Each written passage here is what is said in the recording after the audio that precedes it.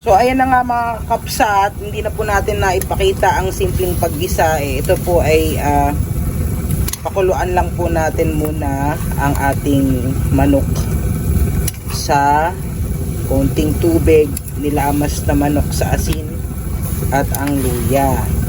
Tayo po ay magluluto ng kakaibang sinabawang manok. O di ba kakaiba? Ito po ay gustong gusto ng mga Ilocano. No kaya't nyo nag-imas nga sagpaw, ganitong luto ang gawin nyo. So ayan na nga guys, pagmamintakin natin po yan. Yan.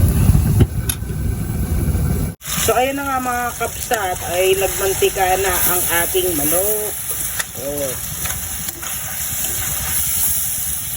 Mas masarap yan, matipid na, sarili pang mantika. So lagay na po natin ang ating lasuna at ang ating bawang. Shout out po tayo dyan sa mga mahilig po sa sinabawan, mga kakabsat.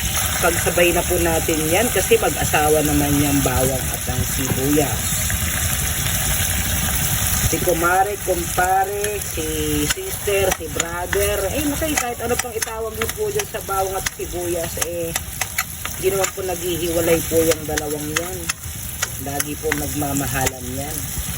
Wala pong contract ang kanilang love, dahil lagi pong magkasama pag ito po ay inyong ginagamit sa panggisa. Kapag may bawang ay dapat po may sibuyas. O di ba? Sana lahat hindi naghihiwalay. Tutugot tayo diyan. Forever love sa panggisa ang bawang at sibuyas. So again, napakasimple lamang po niyan. Pinakuluan po natin yung manok na nilamas po natin sa asin. Tapos may kasama na doon na po yung laya o luya. So yan, pagbabrownin lang po natin ng konti ang ating bawang at ang sibuyas. Tsaka po natin siya halu-haluin ulit. Huwag po halo ng halo. Yan po, lutuin lang po natin ng bahagya ang ating bawang at sibuyas. Naku, pag naamoy nyo na po yun, sabi nga nila napakabango po ng bawang na yan. Shout out po tayo dyan.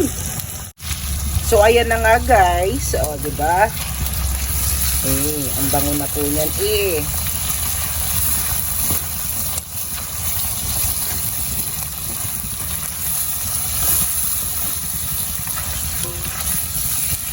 So nagisa na po ang ating bawang at sibuyas. Ang sangkot siya ay di mawawala ang patis. So lagyan na po natin siya ng patis. Ako, yan po yung dadagdag ko ng halimuyak ng ating ginigisa. Ewan ko nga ba, ba't bangong-bango ako pag nailagay na po ang ating patis. Shout out po tayo dyan everyone. Sa lahat po ng Ilocano at kahit po hindi Ilocano na nagmamahalan at hindi nag-iiwanan. Ano daw yun? Lagi na lang po tayo may hugot. Alam nyo ba? Minsan wag po tayong aasa sa salitang mahal kita. Kasi hindi naman lahat mag-i-stay sa'yo ng forever. So ayun na nga po sinasangkot siya na po yan mga kaibigan. So balikan po natin siya mga 2 minutes later. So ayun na nga mga kakapsat, nagisa na po yan. Ilagyan na po natin siya ng panabaw.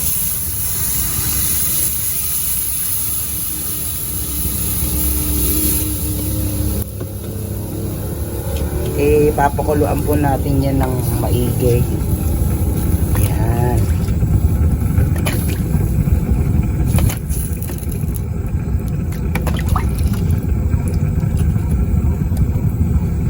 Syempre hindi na po natin yan babantayan. Balikan na lang po natin siya mga 5 to 10 minutes later hanggang siya po ay kulong-kulo na.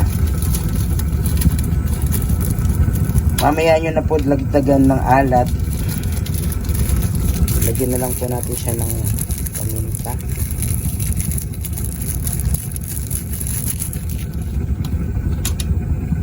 Saka po natin siya haluin ulit.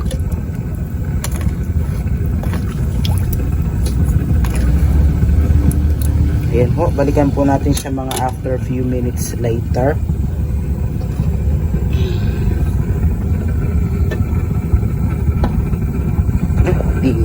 So ayan na nga mga kapsat. Oh. So alisin po natin yung bula-bula. Yun yung extrang manti-mantika niya.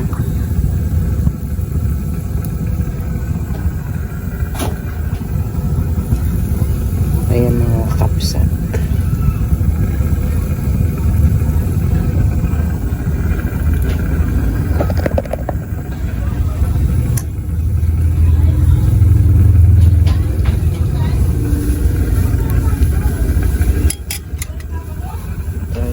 Dagdagan pa natin ng paminta.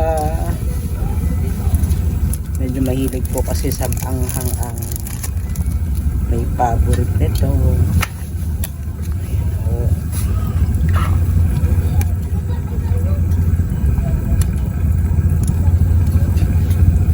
Tapos lagyan na po natin siya ng chicken cubes.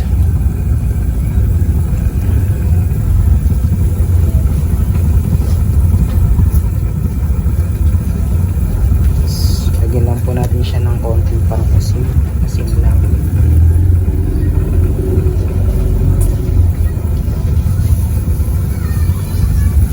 Ayan na.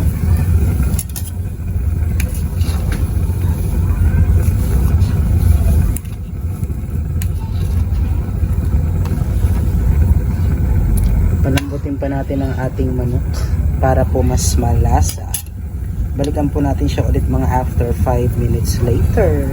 So ayan na nga guys, kumulo na at malambot na talaga ang ating manok. Lagyan na po natin ang ating siling green o tinatawag nating bingi. Yung ano pa po ng sibuyas. Ay. Ayan po. Balikan po natin siya ulit mga 1 to 2 minutes later.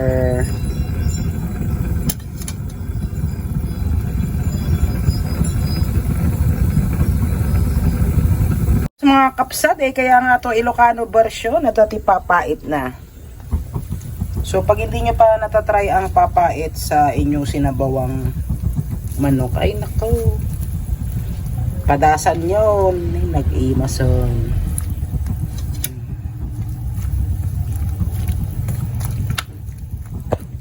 Masarap yung umihikop tayo ng mapait para makalimutan natin mga pait natin sa buhay. Andaw yan!